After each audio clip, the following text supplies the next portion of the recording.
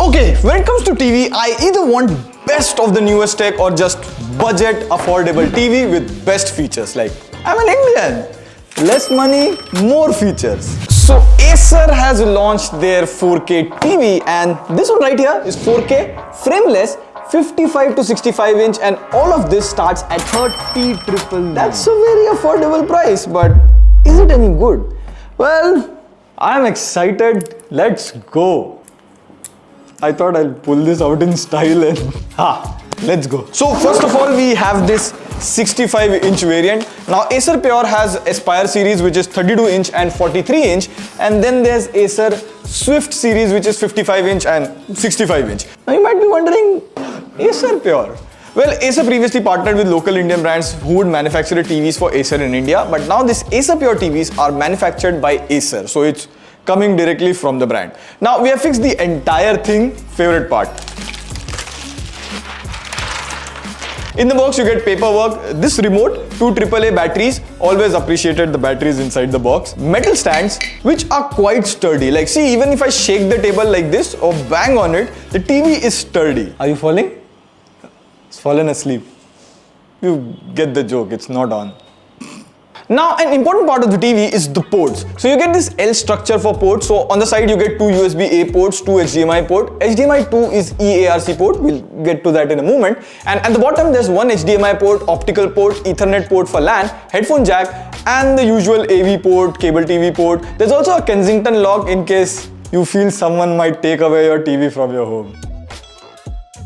On a serious note, the Kensington lock is for corporates. They use it. Now the good thing is, if you want to wall mount the TV and it's hard to reach the HDMI port on the side, there's also a HDMI port at the bottom. Now 2 interesting things about the ports here. One, HDMI 2 port is eARC port. So if you have a sound bar, you can plug it into this port that will return audio. Also, this port supports auto low latency mode and game mode. So suppose if I connect my PS4 to this, it automatically detects it and switches to BC mode. So it reduces all post processing, so you get minimal latency. Like the moment you press the button, there's a fire over there. Number 2, the remote is handy, and see, I can point the remote in any direction, this way, I can just cover it and do it. Don't play the video, please. Because it is a Bluetooth remote, plus you get IR support as well. So in case the remote gets disconnected from Bluetooth from the TV, it still works via IR. You can point and use it.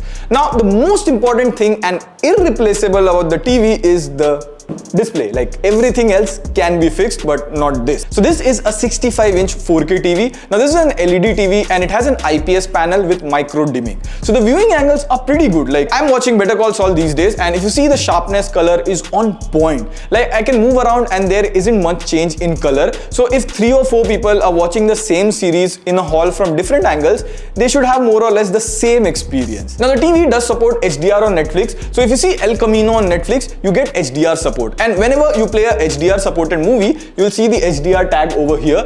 HDR automatically gets triggered, and in bright sunny scenes, the TV does get like bright enough. Now Acer claims that it can go 420 nits of brightness.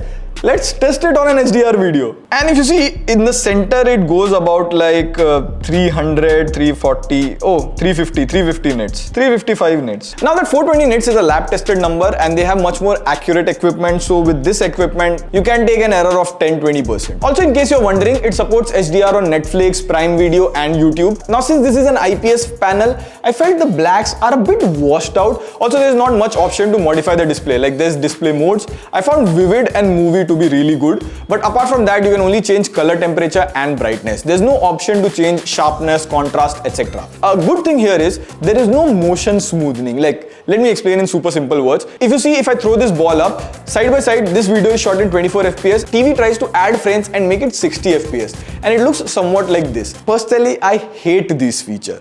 It annoys me every time I see it, especially when I'm watching cricket or a UFC fight. There's always an artifact when it tries to oppress from 24 fps to 60 fps. Now there's no motion smoothing here, so there were no artifacts around the object. A good thing is, if you're watching an HD content like cable TV or movies like Business Proposal, which are in HD, it upscales the movie to 4K, and that upscaling is good. Like, you can see the sharpness up close. It also has 24-watt speakers, so like, listen to this. I mean, it's fine. Like, it doesn't blow away your mind. The dialogues in the movies were audible. That's right. Now, say my name.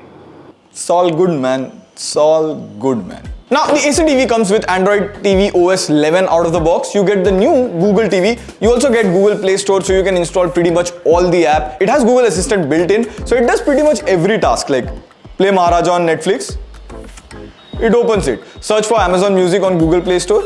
See, it is pretty fast. Good thing is you get 16 GB of internal memory, so you can install quite a few apps. There's 2 GB of RAM, so occasionally the app loading takes a bit of time, but overall for the price, the performance is good. Now, what's the conclusion? See, overall, if you're looking for a good budget TV panel that you need to put in Fire Stick or for your personal room, I would recommend try out the 55-inch or even the smaller 43-inch variant, depending on your room size. And regarding the pricing, the 55-inch is 30,999 and 65-inch is 44,999. And do you own a smart TV or Fire Stick? Let me know in the comments below. On that note, this is Pari signing off. See you in the next video.